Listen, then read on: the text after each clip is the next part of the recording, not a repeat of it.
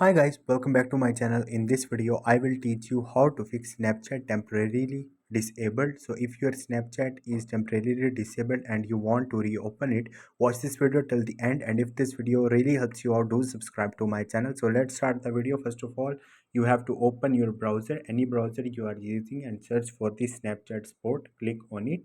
Once you will do it, here you will see different options. So let's suppose we select uh, this option from here.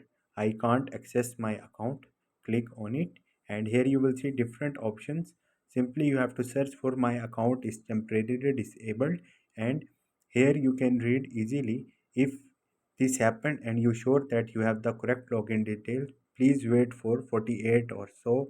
You have to wait for the 48 or before trying to log in again. And if it's still not working, simply you have to chat with the support team of the Snapchat to help you to get back your account. So this is the simple way to do this. Hope this video will helpful for you. If you have any question or any confusion, just drop a comment. I will try to help you. Thank you.